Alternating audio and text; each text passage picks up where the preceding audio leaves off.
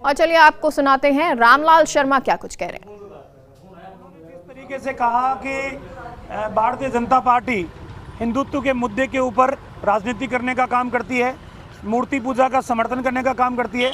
मेरे ख्याल से इस तरीके के वक्तव्य वो अपने विधानसभा क्षेत्र के विकास की बात कहे, सरकार की नीतियों की बात कहे, या हमारे लोकतांत्रिक तरीके से जो उनको अधिकार है उसका उपयोग करें, वहाँ तक तो उचित है, लेकिन इस तरीके से भावनाओं के साथ खिलवाड़ करें ये उचित नहीं है। भाई साहब, एक सवाल है, केंद्र सरकार और राज्य सरकार के बीच में टेंशन हो गया है कोविड के डोजेस को लेकर।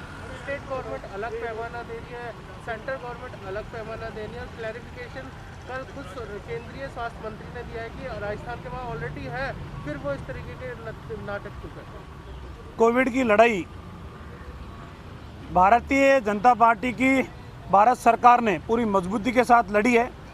देश के बासिंदों को विश्वास भी दिलाया है कि इस लड़ाई के अंदर सरकार आपके साथ खड़ी है।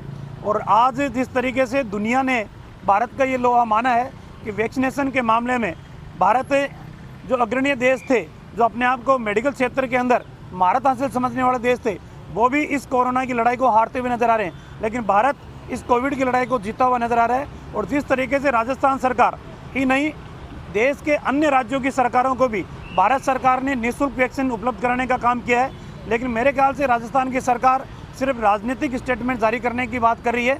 भारत सरकार ने अन्य राज्यों के साथ जो समानता का व्यवहार किया है, वैसा ही व्यवहार राजस्थान की सरकार के साथ किया है।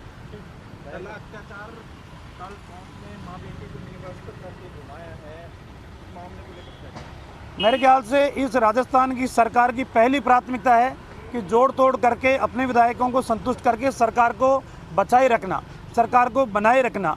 सरकार की प्राथमिकता क्राइम को रोकने की नहीं है, सरकार की प्राथमिकता विकास की नहीं है, सरकार की प्राथमिकता बजट घोषणाओं को पूरा करने की नहीं है, सरकार की प्राथमिकता राजस्थान के अंदर बिगड़ते हुए कानून व्यवस्था को बनाए रखने की नहीं है। और जिस तरीके से एक के बाद एक घटनाएं, अलवर की घटना, सीकर की घटना, गंगानगर की घटना, और अब जिस तरीके से टोंक के अंदर घटना, जयपुर के अंदर गुलाबी नगरी के अंदर उत्तर प्रदेश की युवती के साथ गाड़ियों के अंदर जिस तरीके का दुराचार किया गया, और उसके बावजूद भी पुलिस महकमा मूक दर्शक बनता हुआ देखता रहा। कई दिनों बाद में पुलिस महकमा हरकत में आना, मेरे ख्याल से ये राजस्थान सरकार की संवेदनशीलता के ऊपर प्रश्नवाचक चिन्ह लगाता है। आज चिकित्सा स्वास्थ्य विभाग की जो अनुमान मांगे हैं उन पर चर्चा होने जा रही है, सरकार उपलब्धियाँ गिनाएंगी। बहुत काम हुआ है, भिलवाड़ा मॉडल दिया सरकार ने, लोगों को बचाया है, बहुत उपलब्धियाँ सरकार के पास। मैं सरकार से इतना ही कहूँगा कि राजस्थान के अंदर आपके जो सरकारी आंकड़े हैं, आप वो एक बार बता दो कि कोविड में कितने लोगों की जानें गई, और जो राजस्थान के अंदर जो नगर निगम नगर पालिकाओं के द्वारा जो अंतिम संस्कार किए गए हैं, एक बार उनके भी आंकड़े मंगवा लो।